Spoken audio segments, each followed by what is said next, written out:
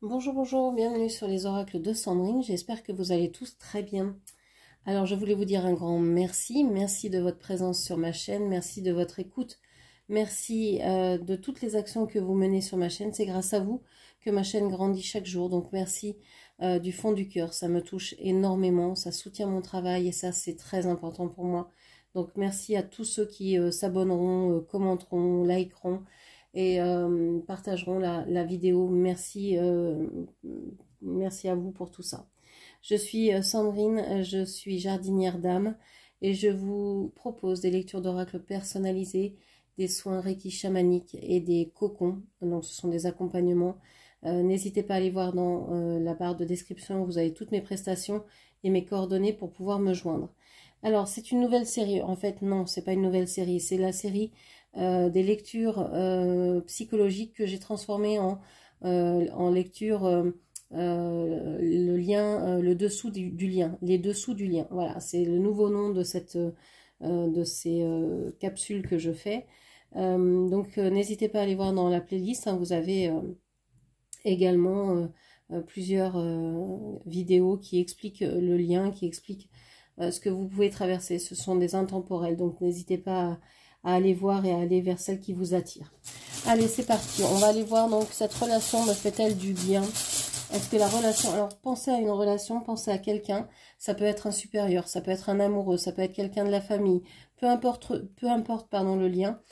Pensez à quelqu'un, nommez-le dans votre tête. Pensez-y fortement pendant que je suis en train de tourner et de choisir les babioles. Cette relation me fait-elle du bien? Alors, on vous parle de genoux. On a des gants de boxe. On voit qu'il y a un combat entre vous. Il y a des difficultés. Il y a vraiment des difficultés. Alors, soit vous n'arrivez pas ou plus à vous toucher. Il y a une idée de devoir mettre des gants pour pouvoir discuter, pour pouvoir s'approcher, pour pouvoir parlementer. C'est comme si même le bien que vous vouliez faire dans cette relation était tourné en combat. Comme s'il n'y avait plus de possibilité de parler, que tout devient conflictuel, sujet à débattre, sujet à discussion, ou au contraire de repli sur soi, d'attaque personnelle, etc. Il y a une grande froideur dans cette relation. Il y a des choses qui ne sont pas exprimées, il y a des choses qui sont camouflées, surtout au niveau du lien.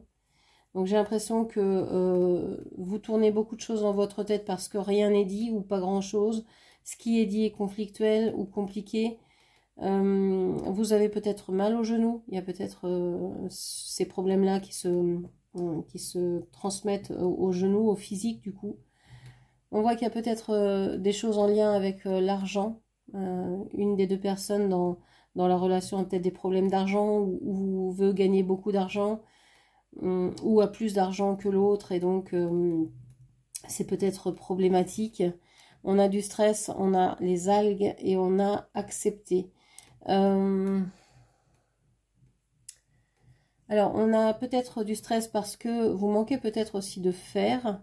Alors, le faire, ça peut être l'action. Je manque de faire des choses, je manque d'agir, je manque de prendre des décisions. Vous pouvez aller voir la vidéo du 6 juillet, la matinale, celle avec le petit soleil, dans la playlist des matinales. Vous verrez cette vidéo qui peut vous correspondre aussi. J'en parle justement de comment prendre des décisions. Ici, il y a du stress parce que vous avez peut-être l'impression d'être ballotté.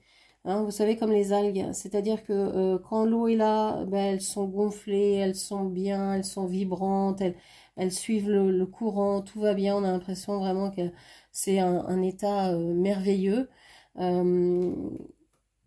Où il peut se cacher beaucoup de choses, des poissons, des petits crabes, etc. Et une fois que l'eau se retire, eh bien les algues sont toutes desséchées, on dirait qu'elles sont mortes. Et finalement, dès que l'eau revient, ben, elles reviennent, elles reprennent forme et tout ça.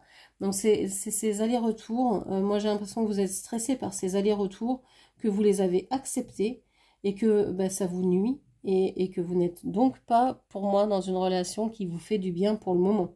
Alors peut-être que ça vous enrichit d'une certaine manière ce lien, hein. Il y a peut-être deux effets dans ce lien. Peut-être qu'il y a cet effet de stress et qu'il y a un effet de je m'enrichis par une connexion très riche au niveau éthérique, donc je peux avoir des rêves de cette personne, je peux avoir des communications télépathiques avec cette personne, etc. Des choses que vous n'avez avec personne d'autre, et donc qui vous fait du bien, mais à quel prix, à quel prix? Parce que là, dans le concret, vous êtes en souffrance. En tout cas, vous êtes en souffrance au moins la moitié du temps, si c'est pas plus. Quand la personne s'est retirée, quand la personne n'est plus là, vous êtes en stress, vous êtes en souffrance. Ok. Qu'est-ce que l'on peut vous dire d'autre? On va aller voir avec le dessin canalisé. Allez, la relation vous fait-elle du bien? Cette relation vous fait-elle du bien? Alors, c'est le crayon bleu. Alors, je ne sais pas ce que veut dire cette couleur pour vous. Je vous parlais de mer, on avait les algues tout à l'heure. Donc, est-ce que ça parle de la mer? Est-ce que ça parle, alors, de la mer, l'océan, mais aussi la mer, la maman? Est-ce qu'il y a des choses à pardonner, à venir libérer, à parler, à exprimer vis-à-vis de la maman?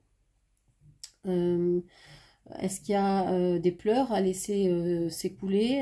Est-ce qu'il y a de l'eau, peut-être thalasso, etc., des soins par l'eau? Bon, allez, qu'est-ce qu'on vous dit? Cette relation vous fait-elle du bien?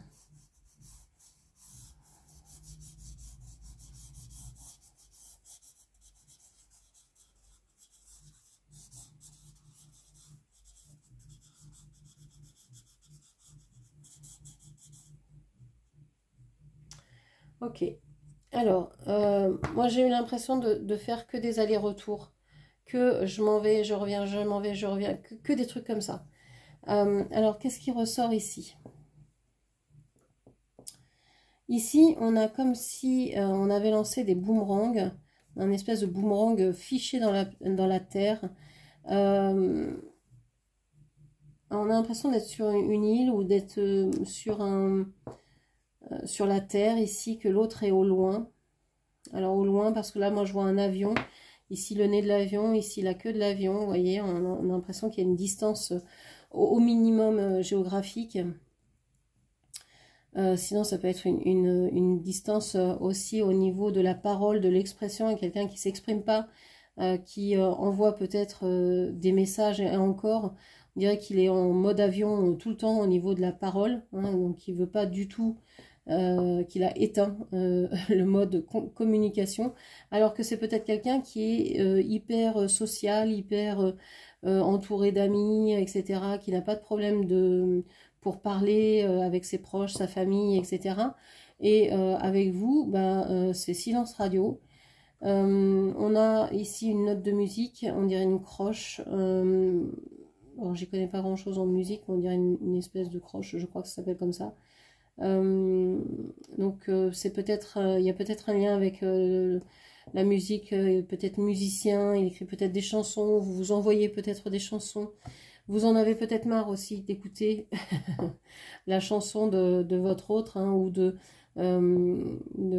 toujours répéter la même litanie vis-à-vis de cette histoire. Il y a ici des trucs en boucle, hein, ça n'arrête pas, c'est toujours le même refrain, toujours le même discours. Qu'est-ce qu'on vous dit encore? Moi j'ai l'impression que quand même vous tombez bien bas vis-à-vis de cette personne. Vous avez perdu beaucoup d'énergie, de temps, d'argent, d'estime de vous-même, de confiance en vous. Vous avez fait le vide autour de vous. Cette personne est très entourée, hein. Mais alors vous, il n'y a plus personne. Alors est-ce que c'est cette relation qui a chassé tout le reste parce que c'était une relation, on voit comme une lame ici, qui peut être très dure à vivre, très compliquée. Cette personne, elle est cinglante en fait dans ses paroles. elle ne mesure pas l'impact de ses paroles sur vous.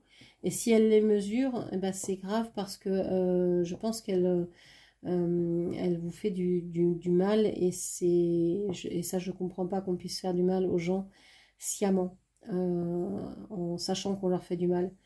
De les blesser déjà par inadvertance, bon, ça peut se comprendre, je veux dire, on peut blesser les gens sans le vouloir, par accident ou par mégarde, ou on ne connaît pas le passé des gens, donc on peut faire des bourdes, mais le faire sciemment et à plusieurs reprises, pour moi c'est vraiment de la torture, quoi. Et donc j'ai l'impression que vous vous recroquevillez sur vous-même, vous essayez de nager à contre-courant, vous essayez de fuir un peu ce personnage sans arriver à vous détacher vraiment. Donc plus ça va, plus vous allez au fond de vous chercher certaines vérités sur vous, hein. Et je pense que vous travaillez énormément sur vous, ça a au moins cet impact-là, donc ça vous fait voir que oui, vous aviez des blessures, que vous aviez des croyances, que vous aviez des loyautés, qu'il y avait peut-être du transgénérationnel, qu'il y avait peut-être... bref, vous êtes en train de nettoyer beaucoup de choses. On a le M ici qui ressort, on a le E, on a le L, on a le Z, on a le F. Ok. Bon, on voit que pendant que cette personne s'amuse ou voyage ou se divertit, en fait qu'à sa tête, vous travaillez beaucoup. Il y a une idée d'ascétisme, de faire avec peu, de se satisfaire de ce que vous avez. Alors que cette personne, je sais pas, est dans le... Je pense qu'il y a des dépendances, je pense qu'il y a des... cette personne est un peu partout à la fois et un peu... et je crois qu'il y a une relation ici à part pour cette personne. Vous êtes lié à cette personne, c'est sûr.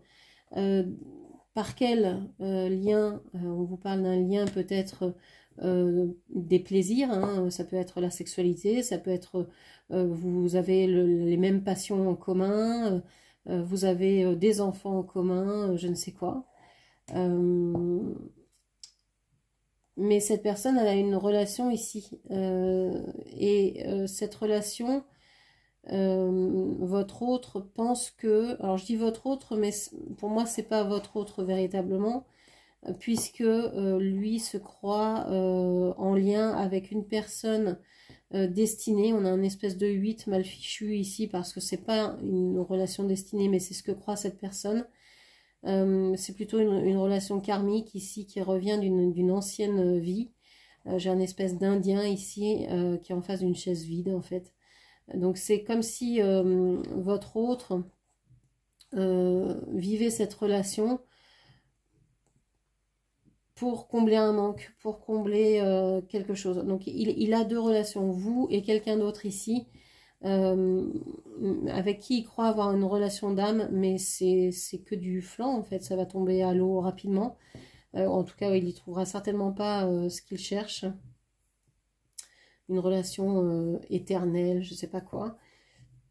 Et je pense que il est en train de vous faire souffrir parce qu'il souffre aussi dans une relation. C'est pas une excuse pour se comporter comme ça. Mais c'est quelqu'un aussi de blessé. Mais en tout cas, il vous blesse beaucoup. Et c'est en ça que je vous dis que cette relation, ben, je pense qu'elle ne vous fait pas que du bien. Ok, donc on va aller voir pour la suite de la vidéo avec les oracles. Alors, quel moment vous donne un vrai sentiment de joie dans cette relation? Quel moment vous donne véritablement un vrai sentiment de joie, pardon. Quel moment? Alors, on vous parle de la rencontre intime. Ben oui, quand vous êtes ensemble, quand vous arrivez enfin à vous voir, à vous comprendre, à vous parler, ici, vous vivez vraiment des moments de joie. Vous pouvez en tout cas, mais il y a quand même une histoire de, même dans ces moments-là, d'avoir l'impression que cette personne ne vous regarde pas vraiment, cette personne est peut-être ailleurs, cette personne ne vous écoute pas véritablement. Il y a une idée de... Autant peut-être vous recherchez la stabilité, autant cette personne recherche peut-être juste la relation intime. Il y a un décalage en fait. Ça peut paraître minime, ça pourrait être comme quelque chose qui paraît inaperçu, mais c'est là quand même. Et vous le sentez, vous le pressentez. Il y a quelque chose, vous dites, je sais pas, il y a quelque chose qui... je saurais pas le qualifier, mais qui vous fait tilt, qui vous fait dire, je sais pas, il y a quelque chose de pas honnête, de pas vrai dans cette relation-là. C'est intuitif, on va dire. Vous le sentez. Vous sentez qu'il y a un truc, mais vous n'osez pas vous le dire, vous n'osez pas vous l'avouer, parce que bah, cette personne, elle est là, elle vous apporte quand même momentanément un certain bien-être, si vous occultez tout le reste. Ok. On vous parle ici de la peur de l'amour. Ouais, il y a... Alors, je vais poser toutes les cartes, et ici, s'écouter. Dans quel moment vous vous sentez, vous ressentez de la joie, on vous dit que, ben oui, le fait de vous rencontrer, de vous voir, de vous toucher, de faire l'amour, de pouvoir vous expliquer, d'aller au restaurant ensemble, de faire des choses ensemble, ça vous permet d'être en joie, bien sûr. Mais ça n'empêche pas que dans cette relation, il y a la peur d'aimer qui est là. Que ce soit vous qui ayez cette peur, que ce soit l'autre, que ce soit les deux en même temps d'une façon différente, la peur est là. Alors vous la ressentez peut-être, vous sentez peut-être que l'autre a peur de vous aimer pleinement. Je pense que ça vient de l'autre, mais que vous aussi, vous avez peur d'une certaine façon. Peut-être pas d'aimer, mais vous avez peur qu'on ne vous aime pas. C'est deux facettes d'une même médaille. L'autre a peur d'aimer parce qu'il a peur d'être blessé, et vous avez peur qu'on ne vous aime pas, donc vous aimez plus qu'il faut pour dire bah, de toute façon on ne pourra pas me reprocher, moi j'ai donné tout ce que je pouvais quoi. Donc il y a une dépendance, une codépendance qui se crée. C'est pour ça que vous n'arrivez pas à sortir de ce lien, même si il est peut-être le plus souffrant que vous ayez eu, parce que vous avez tellement donné que vous vous dites mais non, je peux vraiment pas sortir de ce lien. J'ai donné, j'ai investi, ça fait tellement d'années, ça fait tellement de temps que j'espère, je ne peux pas me retirer comme ça.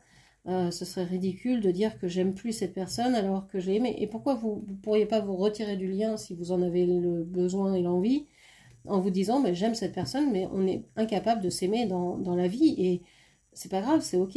L'amour des fois ne suffit pas, et c'est pas pour ça que vous allez détester cette personne, c'est que pour l'instant bah, c'est pas envisageable entre vous comme ça. Il y a peut-être chacun à faire son chemin de son côté, et peut-être que vous vous retrouverez plus tard. Voilà, c'est tout à fait possible.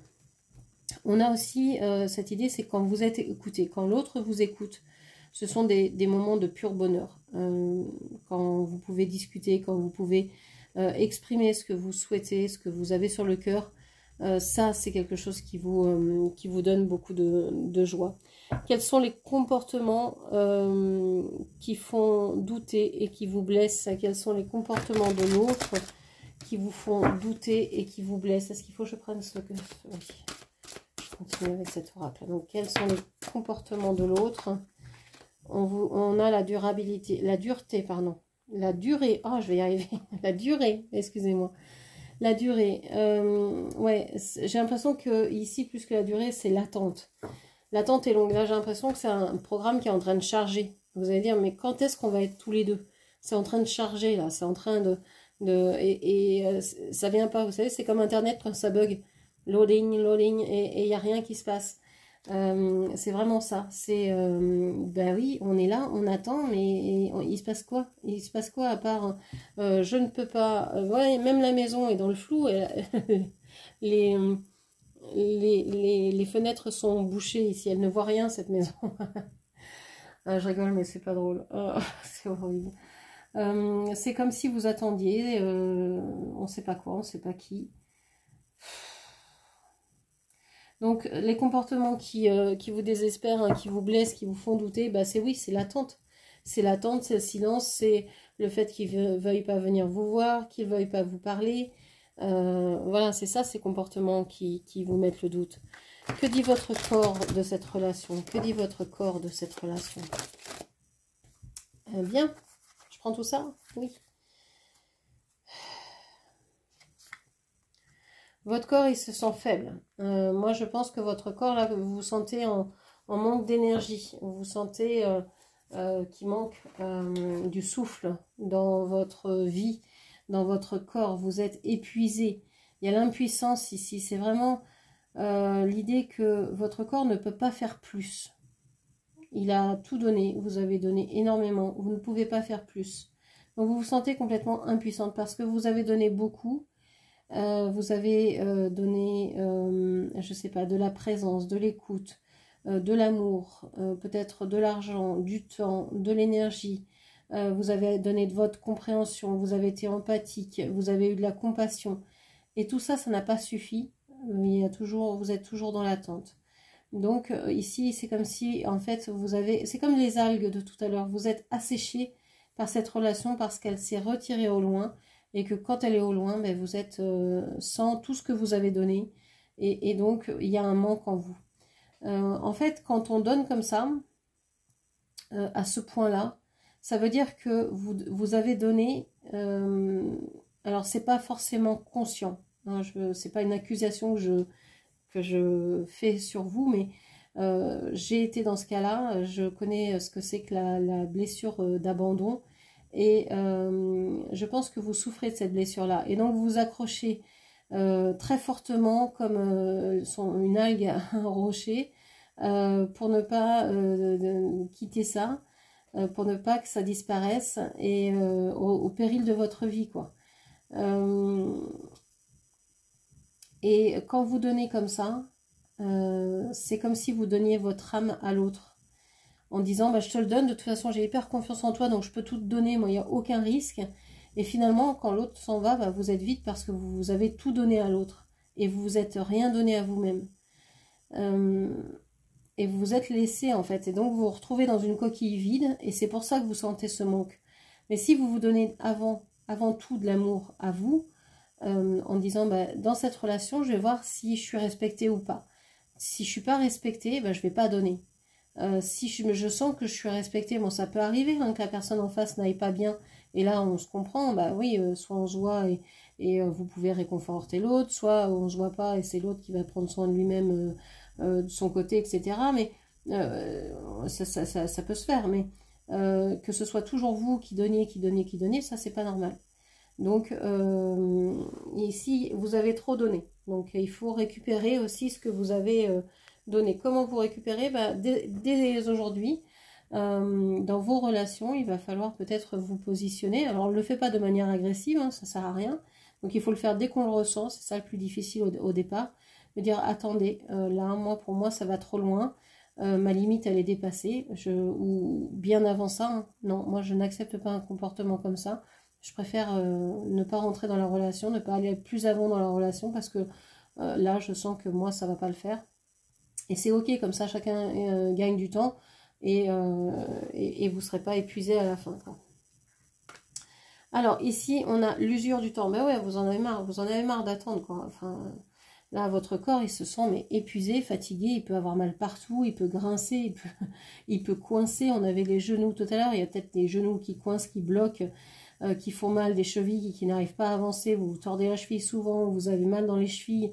Vous savez, ça craque quand vous bougez, enfin, voilà, ce genre de choses. On a le sexe. Bah, vous avez peut-être envie, évidemment, de sexualité, de sexe, de faire l'amour. C'est de besoins charnels. Alors, c'est pareil, tout ce qu'on peut faire à deux, on peut le faire souvent seul. Donc, bah, je vous encourage hein, à vous donner aussi du sexe, à faire du sexe avec vous-même. Pour ceux qui ont vu la dernière des dernières, émission sur Nova, il, il y avait une chronique où des chroniqueuses étaient déguisées en femelle animale, donc en gecko et en bonobo, et racontaient que oui, voilà, on pouvait se faire du bien. Alors, elle disait entre femmes, entre femelles, donc bah, voilà, vous pouvez faire du bien entre femmes, mais vous pouvez aussi vous faire du bien seul.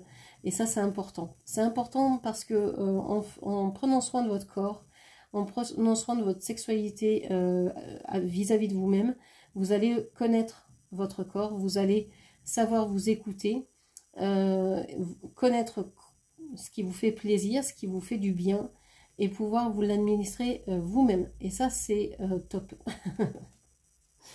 Ok, on a la jeune mariée.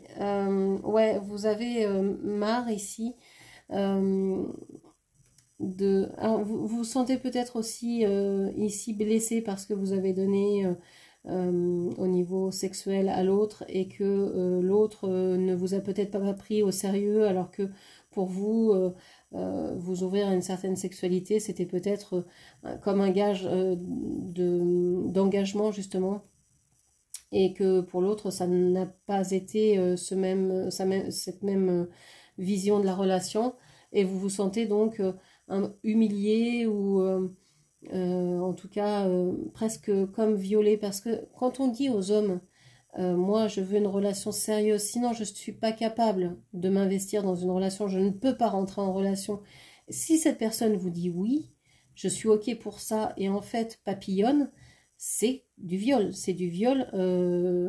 psychique on va dire, c'est du viol il s'est servi de vous alors que vous aviez émis vos conditions, ça fait, pour moi, ça fait partie d'un viol. Je ne trouve pas ça normal. Donc, du moment que cette personne trompe cet engagement-là, cette condition-là, eh bien, c'est que c'est une personne qui n'est pas, pour moi, honnête avec vous. Alors, qui n'est peut-être pas, hein, c'est peut-être pas conscient de sa part, parce qu'il y a beaucoup de choses que l'on fait sans se poser de questions et sans véritablement écouter. Elle m'a dit quoi? Elle m'a parlé de sexe. Ah oui, j'ai envie de sexe, alors j'y vais.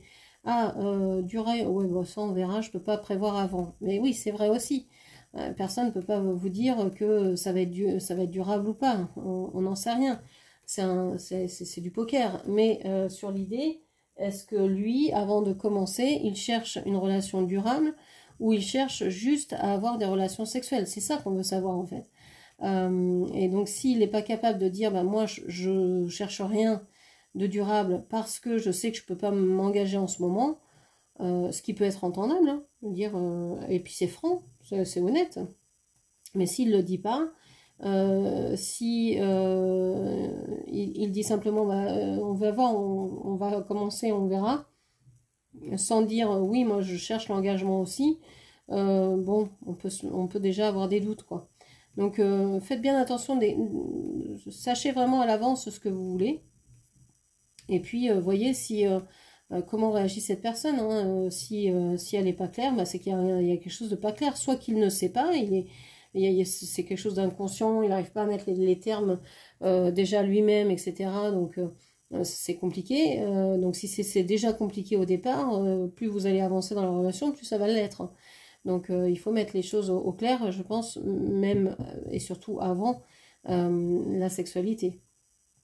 Et vous, je pense que le sexe, c'est certainement quelque chose qui vous engage dans une relation, ce qui n'est pas le cas pour tout le monde. Et c'est pour ça que vous avez l'impression d'être vidé, parce que vous avez certainement émis tout ce que je viens de dire, vous l'avez sûrement exprimé, et vous ne comprenez pas pourquoi cette personne, elle continue. Bah, tant que vous lui donnez ce que lui vient chercher, c'est-à-dire du sexe, de l'attention, de la compassion, à chaque fois qu'il vient, pourquoi il se gênerait de revenir le chercher? Et on a ici l'innocence de l'enfant. Ouais, vous êtes vraiment touché parce que vous êtes une personne innocente, une personne innocente dans le sens gentil qui avait qui d'abord ne veut pas faire de mal à qui que ce soit, qui est peut-être encore bloqué aussi, alors soit l'un ou l'autre, hein, qui est peut-être encore bloqué dans son enfance, qui a vécu peut-être des choses compliquées dans l'enfance ou dans l'adolescence et vous êtes peut-être encore bloqué à ce niveau-là. Alors soit parce qu'il y a un mariage qui ne s'est pas effectué, soit parce que quand vous étiez enfant, vos parents ont divorcé, soit parce que vous n'avez pas pu vivre un engagement vis-à-vis de quelqu'un d'autre, ou soit parce que il y a eu du sexe à un âge qui n'était pas celui de faire du sexe. Ça peut être des choses comme ça. Ok. Alors, on va faire un dernier tableau. Qu'est-ce que je peux encore vous dire? Qu'est-ce que je prends? Ça, non. Celui-ci. Oui. Allez, on va faire un tableau avec ce jeu-là.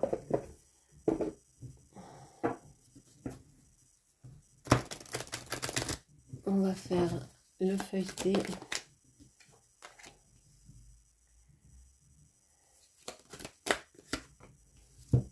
Alors, pour vous, le bonheur, c'était le bonheur en famille. Alors, en famille, ça peut être juste un couple. Hein. Ça peut être juste un couple, ça peut être aussi un couple avec des enfants. Ça peut être une maison, avoir une maison ensemble, vivre ensemble, s'engager dans le quotidien, dans le matériel ensemble. On vous dit que si vous avez vécu le bonheur dans cette relation vient vous faire travailler des contrats d'âme et surtout la blessure d'abandon.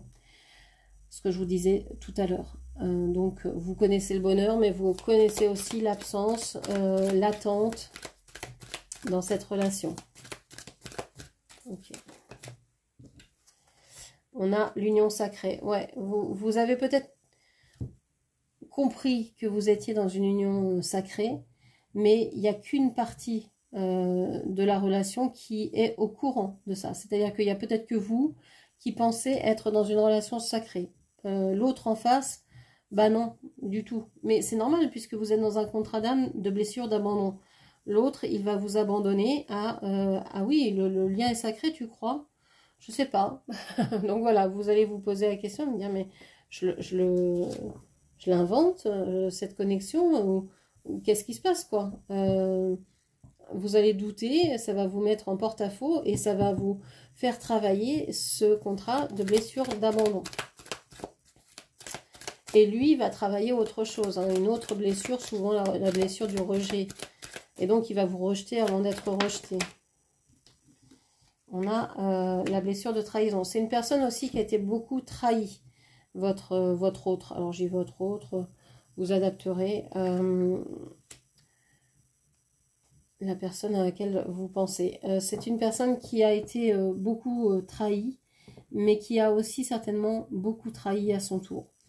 C'est une personne qui ne supporte pas la trahison, mais qui ne voit pas aussi qu'il trahit énormément par ses actions. C'est quelqu'un qui peut être très blessant, qui peut avoir besoin de plusieurs relations amoureuses en même temps, par exemple, qui peut ne pas tenir sa parole du tout.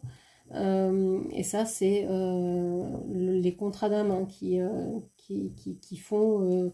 que vous êtes en train de réveiller vos blessures l'un et l'autre. On vous dit que ici, maintenant, vous avez plutôt intérêt à prendre soin de vous. Je vous parlais tout à l'heure de soins avec l'eau. On a ici le bain. Donc oui, peut-être il serait intéressant de prendre des bains, de faire des rituels avec l'eau. Alors que ce soit la douche de lumière. Hein, vous voyez que vous prenez une douche de lumière. Et que cette lumière vous nettoie et vous enlève tout ce qui est négatif et l'emmène au cœur de la terre. Et ça, vous pouvez le faire autant de fois que vous le voulez. Et puis, emmène tous les implants, etc. en vous vers le centre de la terre. Mais ça peut être aussi des bains avec des herbes, avec des pétales de roses, de fleurs, etc. Enfin, il y a un travail à faire avec l'eau ici pour moi.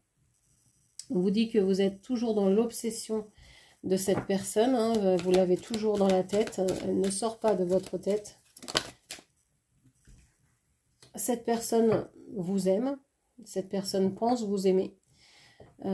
Cette personne, elle se trahit avant de vous trahir. C'est une personne qui est tellement blessée que elle vous aime, mais elle vous aime mal. Elle vous aime, mais elle vous fait mal.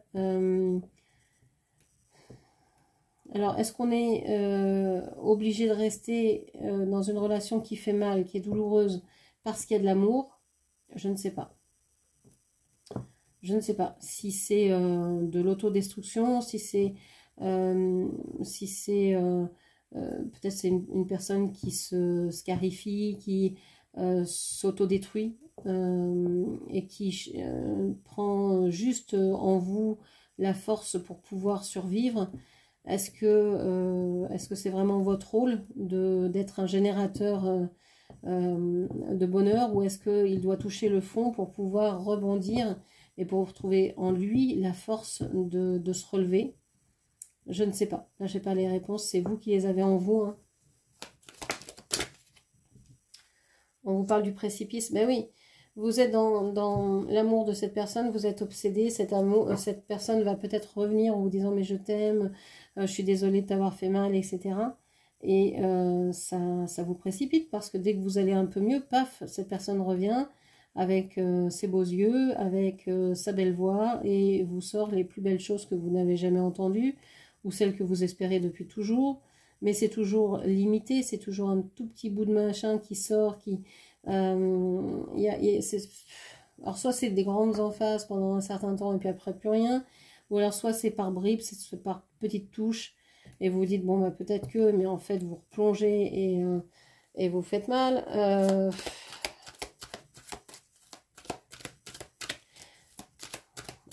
L'amour ne doit pas être souffrant. On vous dit que vous avez envie de vous éloigner, mais vous ne le faites pas, mais qu'il y a quelque chose qui va rapidement évoluer. Vous prenez conscience qu'il faudrait peut-être partir. Et il faudrait peut-être partir loin. Alors, vous avez peut-être envie de travailler sur vous également. Et vous dites, plus je vais travailler sur moi, plus je vais accélérer la réunion, cette réunion entre nous, parce que bah, je vais éliminer la blessure, etc. Si vous travaillez, ok, mais si l'autre ne travaille pas en face, il y aura encore un plus grand décalage. Donc ça ne veut pas dire qu'il ne faut pas travailler sur soi, hein, c'est pas ce que je suis en train de dire, hein. Mais ça peut créer encore plus de décalage. L'autre doit travailler et c'est pas vous qui pouvez le faire à sa place. Ça c'est sûr. Vous ne pouvez pas sauver l'autre. Ça c'est sûr non plus. S'il décide qu'il veut mettre sa vie en l'air par tous les moyens possibles, hein, que ce soit par des addictions, par des comportements à risque, par de l'autosabotage, par tout ce que vous voulez, vous ne pouvez rien. Hein. Si vous avez tenté de lui parler, de lui montrer d'autres chemins, d'être dans la compassion, dans l'empathie, d'être là pour lui à certains moments et que ça n'a rien changé, qu'est-ce que vous voulez faire de plus? Vous ne pouvez pas vivre à sa place. Donc il y a un moment où il va falloir, c'est dur, mais il va falloir qu'il se prenne en main. Et là, c'est peut-être là le précipice. C'est peut-être quand vous allez lui dire, ben non, moi je suis bien dans ma vie, j'ai pas envie de plonger. Donc je t'aime, mais je reste à l'entrée du manège émotionnel dans lequel tu montes là. Tu vas faire ton petit délire tout seul. Et quand tu auras envie de revenir au contact, quand tu auras envie, quand tu seras prêt, et ben peut-être je serai toujours là, mais moi je vais pas monter dans ton truc. Parce que j'ai pas envie de tomber, j'ai pas envie de me faire mal, j'ai envie de vivre ma vie et de vivre une vie saine. Donc fais ce que tu as envie de faire, mais ne m'emmène pas là-dedans. Et je pense que vous allez vous éloigner d'une certaine manière parce que vous allez retrouver une... je pense que vous n'allez pas vous éloigner dans le lien éthérique, dans le lien d'âme. De toute façon, c'est pas possible de couper un lien d'âme. Mais vous allez vous éloigner physiquement parlant. Vous allez dire non, dans le physique, là, je vois que c'est pas possible, donc je m'éloigne rapidement maintenant et j'avance dans ma vie. Toi, si tu as envie de venir, bah, tu viendras. Mais pour l'instant, il y a vraiment alors, des montagnes qui vous séparent, des obstacles, du temps qui s'est écoulé, etc. Et donc, vous décidez, je pense, de fuir aussi ce lien, de dire, bah, j'ai fait ma part au niveau du lien du contrat, j'ai fait ma part. Donc maintenant, si tu veux vivre l'amour, bah, il va falloir que tu, que tu fasses la tienne. Et ça, je ne peux pas le faire à ta place, donc moi, je m'en vais. je m'écarte de ce lien et on verra si toi tu fais ta part. Donc, pour répondre à cette question, est-ce que cette relation vous fait du bien ou pas? Pour l'instant, dans l'état actuel des choses, j'ai l'impression que cette relation vous fait plus souffrir, vous ravive plus vos blessures que vous fait du bien. Mais en même temps, ce lien vous fait comprendre que vous êtes dans une blessure, et c'est certainement une blessure d'abandon, et que vous vous accrochez donc à ce lien parce que y a une dépendance, codépendance, et vous vous rassurez en vous disant j'aime cette personne, etc. Mais finalement, vous allez vous apercevoir que vous avez besoin de prendre soin de vous, de faire ce que vous avez envie de faire avant tout, et de vous éloigner peut-être de cette personne au moins un certain temps, pendant que cette personne est en train de vivre un grand fatras, un grand marasme, là, un grand cirque du soleil dans sa vie, et que ça, vous ne voulez pas en faire partie, et que vous pourrez peut-être recomprendre, retrouver cette personne plus tard, mais que pour l'instant, vous avez envie d'avancer vers ce qui vous plaît, vous avez envie d'évoluer, et vous avez assez perdu de temps comme ça. Dans le dictionnaire amoureux, le dernier qui est sorti, il est écrit que Maria Carré a demandé de l'argent à son mari, ou à celui qui devait devenir son mari, parce qu'elle a considéré qu'il lui avait fait perdre du temps. Et ça, je trouve ça assez chouette de se dire, ben ouais, tu me trimbales là depuis quelques années, quelques mois, depuis 10, 20, 30, 40, 50, 70 ans, des allers-retours, t'es pas capable de t'engager, non, tu m'as fait perdre trop de temps. Donc moi j'ai une vie à vivre, donc tu me dois peut-être aussi des choses. Donc tant que tu ne m'auras pas donné ces choses-là, je m'éloignerai de toi. Voilà. Et donc il y en a qui disent qu'il y a un switch au niveau des flammes jumelles, par exemple, on passe de chaser à runner.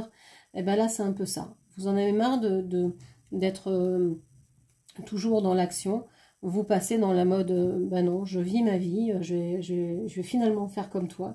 Je vais vivre ma vie, mais d'une façon positive, parce que toi tu es en train de la détruire, ou de faire n'importe quoi. Donc moi je vais vivre ce que je veux vivre, je vais évoluer, et on verra si on se retrouve ou pas, on verra bien si c'est vraiment un contrat d'âme ou pas. En tout cas, moi j'ai fait ma part. Donc voilà ce que je pouvais vous dire. J'espère que cette lecture vous aura parlé. N'hésitez pas à la commenter, partager, liker, puis bien sûr à vous abonner à ma chaîne. Je vous remercie, je vous embrasse et je vous dis à très bientôt. Merci, au revoir.